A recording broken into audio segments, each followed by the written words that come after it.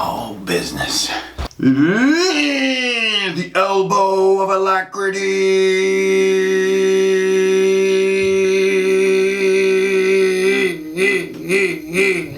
Greetings programs, Hankering Fernale here with another awesome episode, Drunkens and Dragons, how to play D&D like a big old badass. You know what's up? 3 encounters to start your DMing career.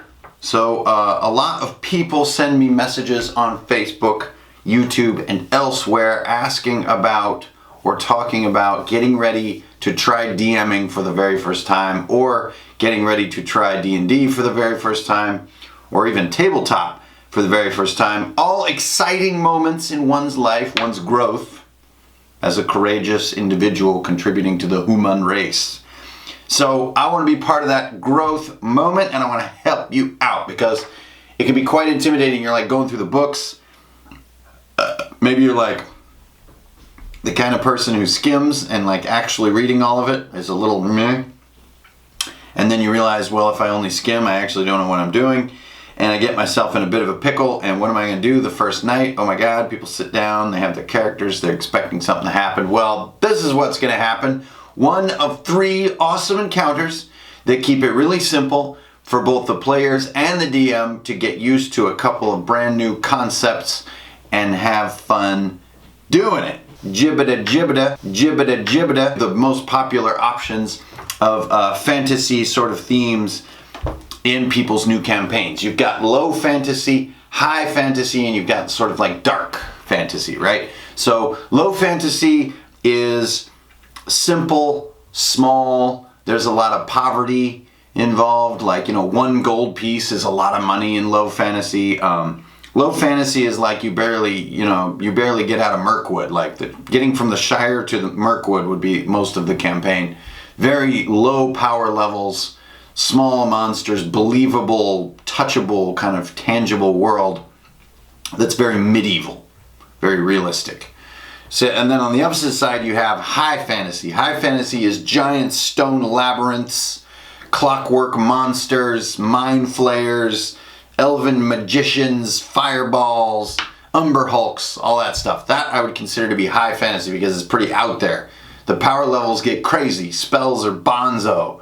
The general populace of the world is aware of adventurers, dungeons, dragons, and crazy stuff. That's high fantasy. Then somewhere in the middle you have dark fantasy. It's so intense and so dark. Dark fantasy usually circles around grim themes. Is usually a bit on the gritty side as far as its tone, so it's some realism, like there's mud, like bleeding out and leeching and, this kind of stuff, alchemy. But then on the other hand, it also goes very high up in its power level, so you can get into, demonology, witchcraft, Satanism, and things that can get to extreme power levels like in high fantasy, but they're all given a tone which is very dark fantasy. What was the barbarian? No, a dwarf. That's the dwarven bard who plays the metal. The first one we're going to go through is about high fantasy. The first encounter is called Prisoners of Molok. Prisoners of Molok is the very first night that you bring your characters in. So you've got your first level, 5th edition characters coming into the group, right? And you sit them down. They have this whole thing is visible. You're not going to hide anything from them because hiding things and revealing in the fog of war, that's all advanced. You're not advanced. This is just, hey guys, here's the first encounter. Let's play it. It's simple too because there's no preamble. Now there's one catch. If you've got characters that have freshly been made, you might want to tell them if you know you're going to run Prisoners of Molok not to bother with starting equipment. Now a lot of times starting level 1 characters are not attached to any equipment yet. It's all cheap junk, so they probably won't care. Actually, it saves them a step in character creation. They'll be happy, believe me. Because they're going to start their campaign, their whole thing. You're going to start as a dungeon master with no equipment on your characters. None. No armor, no weapons, nothing. All they have is rags. Hey, Hankering Fernale, why are you so cruel? I'll tell you, because it makes progression feel so awesome, and it makes your job as the DM simple, because little rewards are going to feel good at first. Now, you're going to start your game in the Underdark, so this is going to go right to high fantasy after like 3 or 4 nights. But to start, they're going to be excited to find a sword. Then they're going to be excited to find like a helmet or boots. And they're going to be excited to find a shield. It's going to really matter to the power levels, and they're going to feel it right away. And this is going to hook your players on your DM style, and that's what you really want, because you keep them coming back for more, rather than try to convince them you're good at this, because you're not. You're brand new. We've got Helm, the fighter. We've got Zymer, the mage. Stills, the rogue, and this mysterious paladin character over here who nobody knows. He's some strangers, right? So you have 3 players in your group. Which is actually nice if you're a brand new DM, because it's pretty easy to control and to manage 3 people. All right, so the opening is you gain consciousness to the sounds of screaming. What happened? How did I even get here? I have no idea. You look down, you're clad in rags.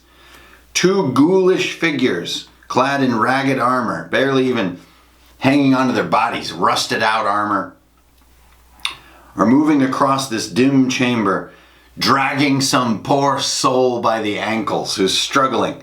They go out onto this rickety wooden bridge, drop this poor soul right off the side of the bridge. You hear a wet splat, and then silence.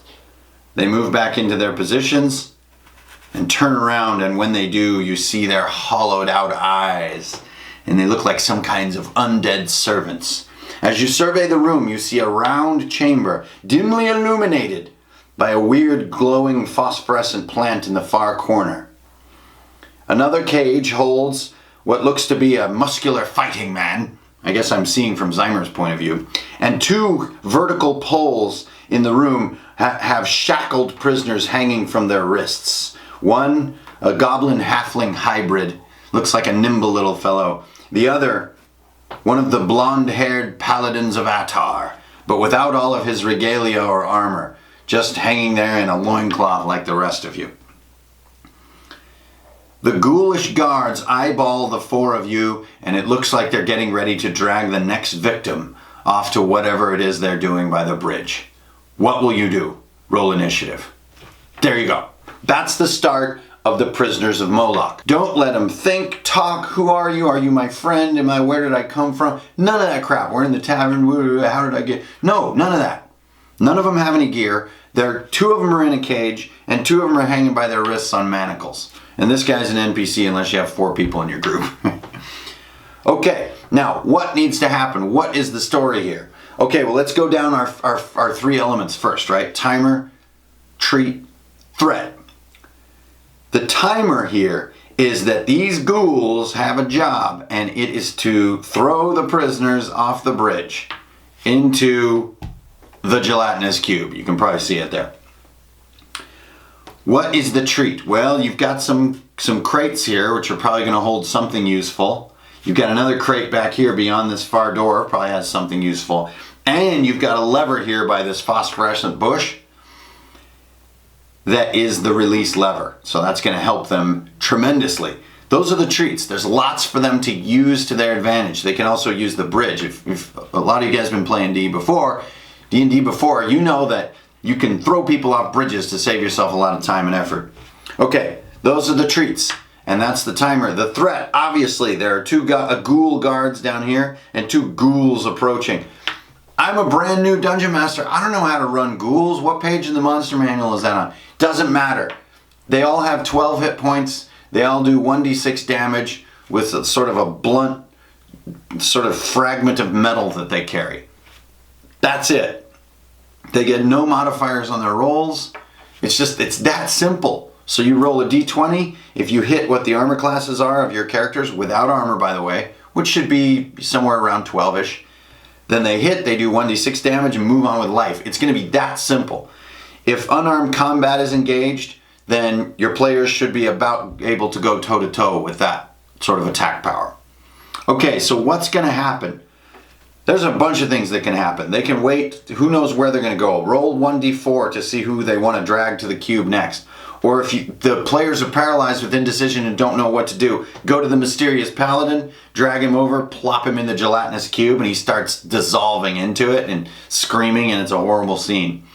Maybe Stills can try an escape skill. He gets loose. He's kind of like, oh crap, what do I do? He uses a stealth check, gets over to the lever with perception, pulls it. It lifts the cages. Oh crap, now the ghouls are alerted.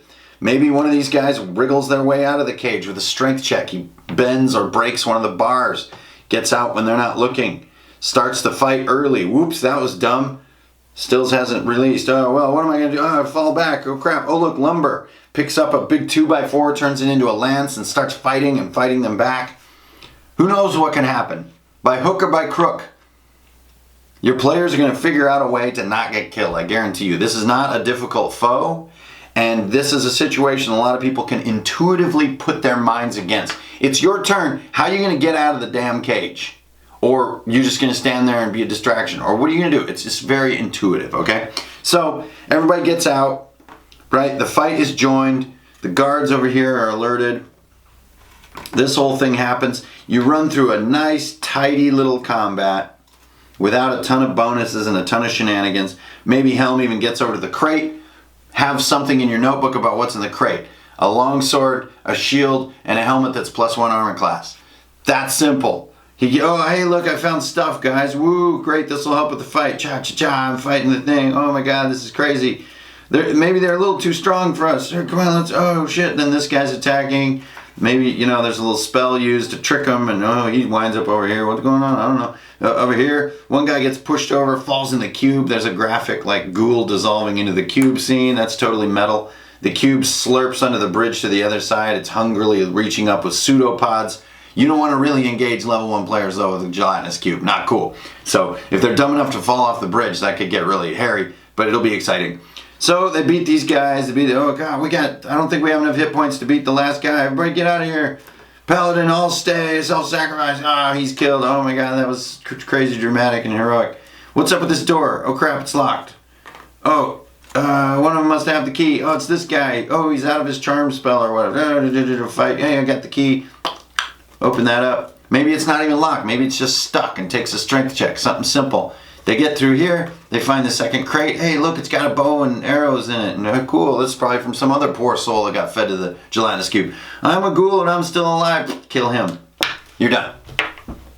That was the opening encounter for your whole campaign. And to run that is going to take you between 1 and 2 hours. It's going to be awesome. They're going to be new to the game. Each turn is going to be taking up to a minute sometimes.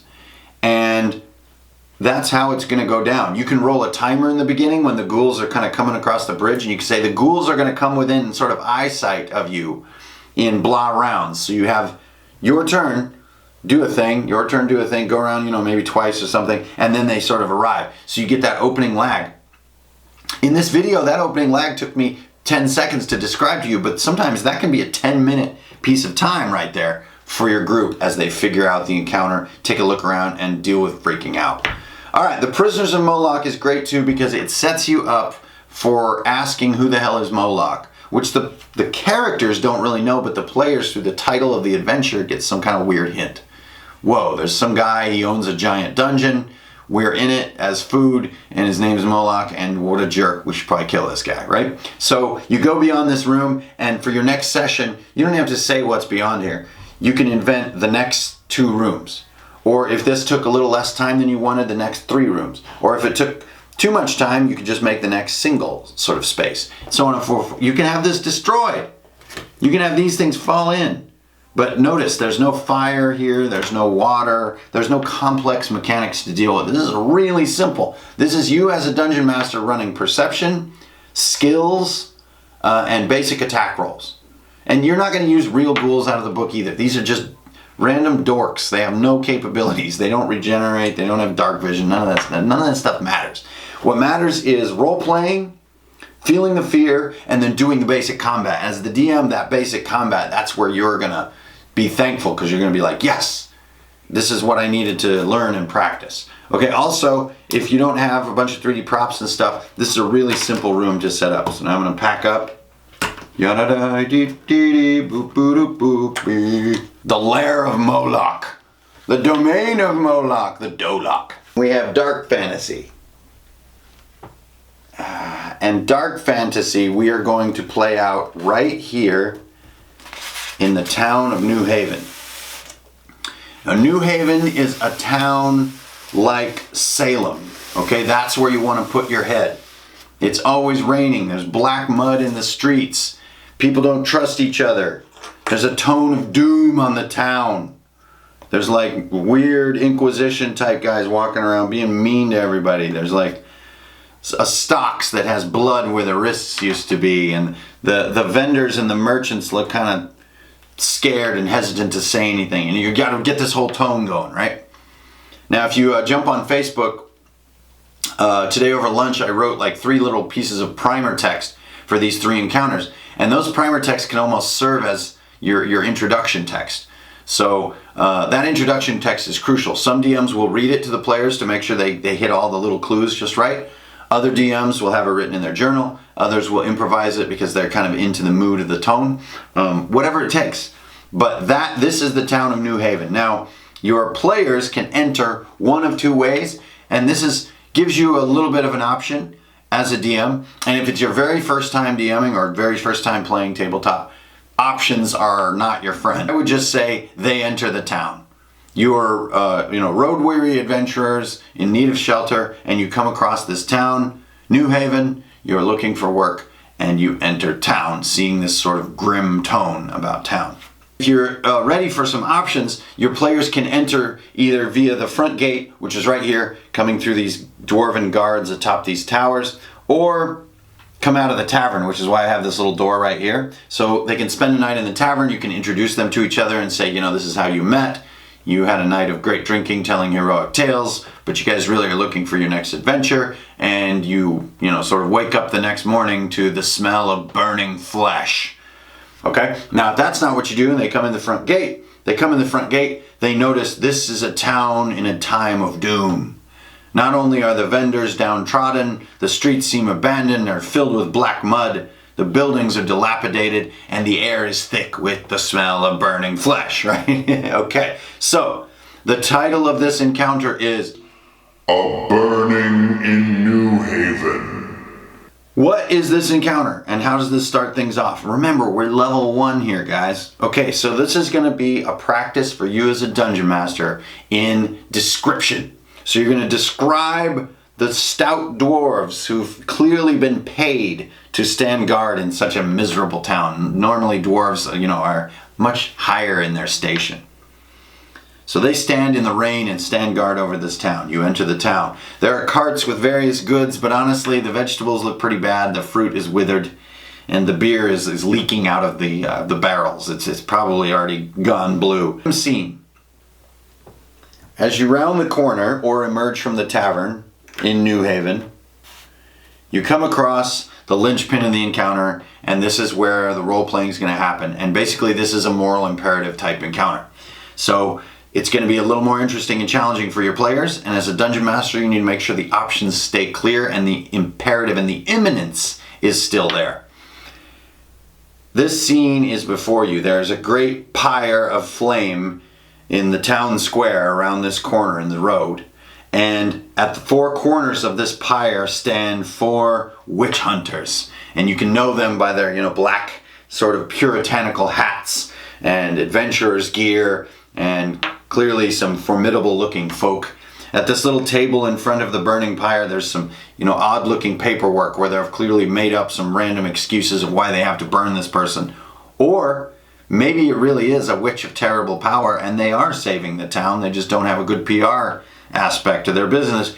The players don't know yet. So what they come in upon is this scene. There's one linchpin to the scene.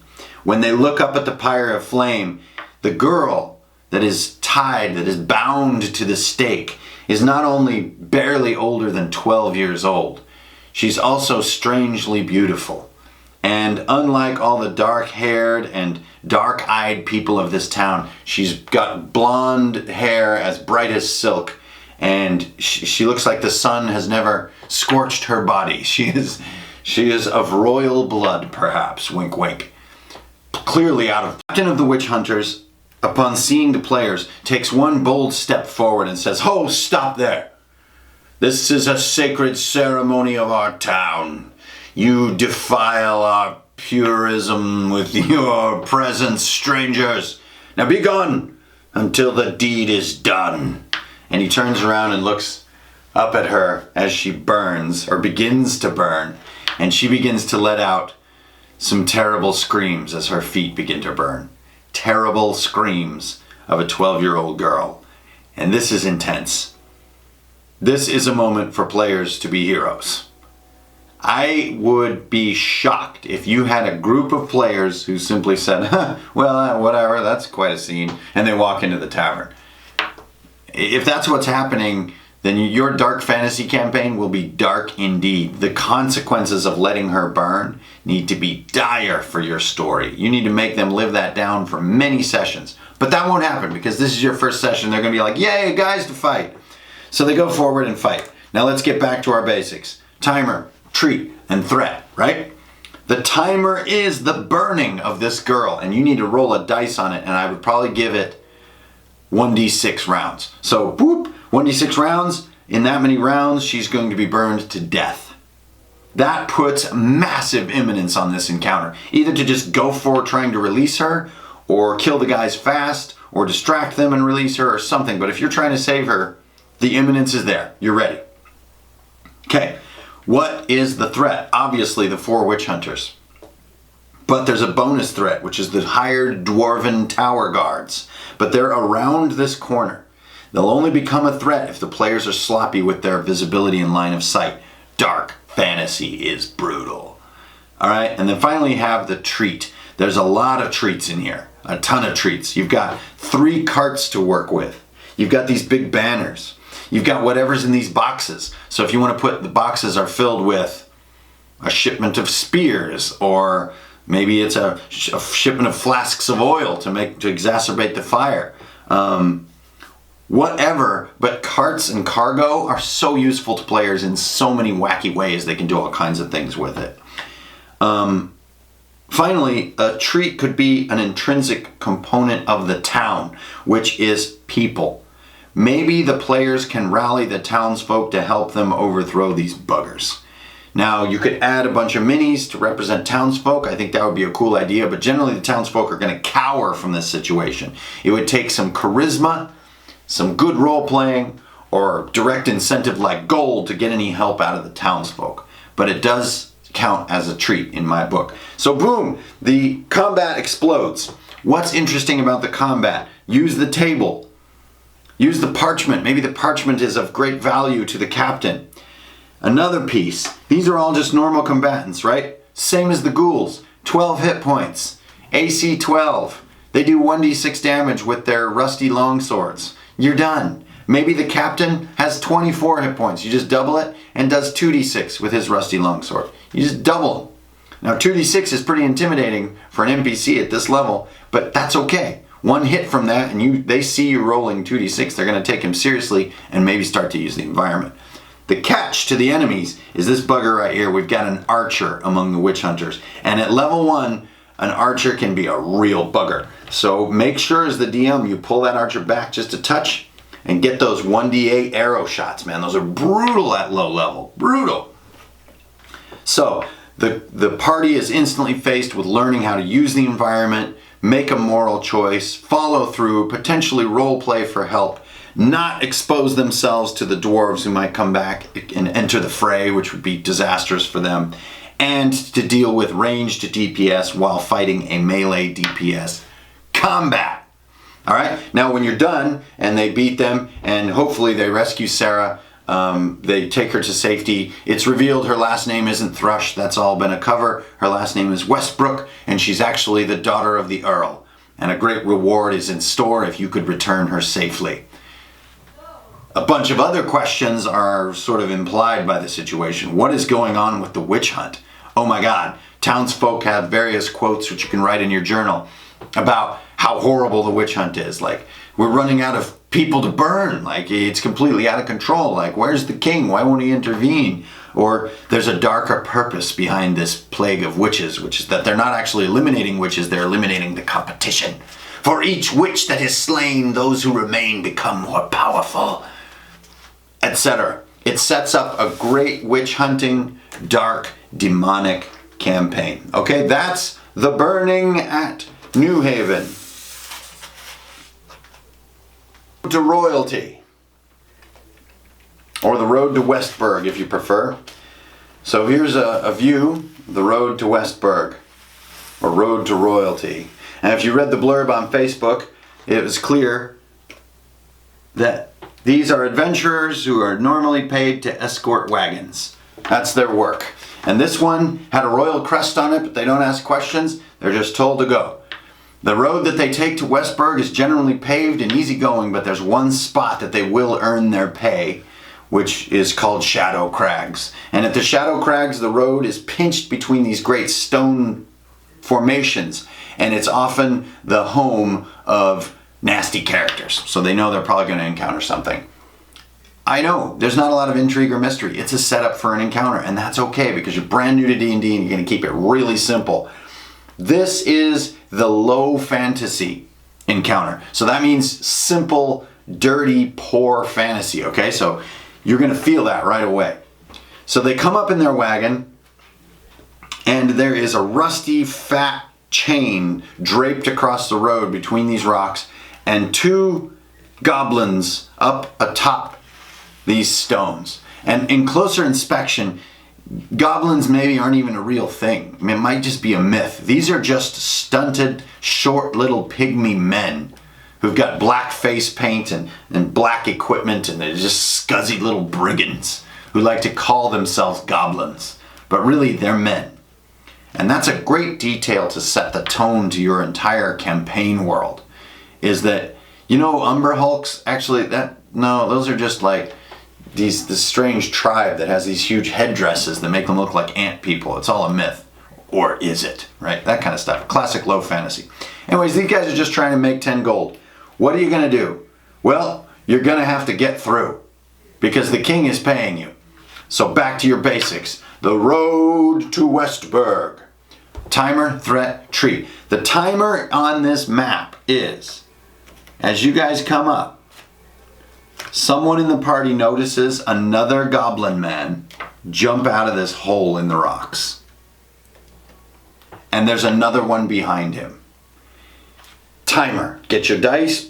In 1d4 or 1d6 is probably better for low level. In 1d6 rounds, a swarm of these things are going to arrive. You can hear them yelling and clanking inside the tunnels. So if you can see the map here, there's 2 tunnels. The players are aware. There's your timer. They need to get through this and get out of here before the swarm overtakes them. Because they want whatever's in that wagon. What's the threat? Obviously, the goblin men, the brigands, the rats. Make this a different encounter. Give them 8 hit points doing 1d4 damage, but there's going to be a lot more of them. It's that simple. If you want a leader to make it a little bit interesting, just double his numbers. So he has 16 hit points and does 2d4. It's that easy. Maybe one of them has a little fire wand. Pew, pew, and he's doing 2d4 with it and has 16 hit points. And he's their leader. That's it. It just provides a tactical target for your group, which even the concept of focus fire and tactical targets is very new to new players. They're just trying to figure out how to make an attack roll, remember. So, the Road to Westburg. That's your timer, that's your threat. What is your treat? Aha! The treat is the crumbly nature of the Shadow Crags. And this is something that perception's going to have to reveal. Either when this chain is moved, tugged on, pulled, tried to be removed, you're going to get a few boulders that tumble down. A few timbers from this shoddy workmanship that these goblin men have created these tunnels. So planks are going to be falling over. And all they need do is do some levering, maybe ram it with the wagon, something like that, and they can collapse these tunnels, maybe even bring these guys down off their perches and kill them, so on and so forth. As the DM, you can improvise the exact mechanics used in Crumbling Rock, because Crumbling Rock is very unpredictable and very strange and can go whatever way. Just give it a chance to occasionally land on a player and hurt him a little bit. It's no big deal. But what it does is it introduces a low fantasy group into using the environment in a very natural, simple, non-magical way. And that is key to all low fantasy, is like crumble the rocks onto the bad guy. I mean, classic, low power, not fantastical kinds of gameplay to use the environment, okay? That's it. They need to get through. You have all your goblin minis on standby here. So if the timer starts running out, these guys start popping out. Occasionally you're gonna have like 3 and 4 attack rolls on a character, especially if you've got someone tanking like Helm. So you're gonna be going D20, D20, D20. Oh, 3 hits, I rolled 3D4, pow. You just took 6 damage. He's like, wow, 6 damage, that's half my hit points. And it's gonna be really great as a first encounter. This will be quicker.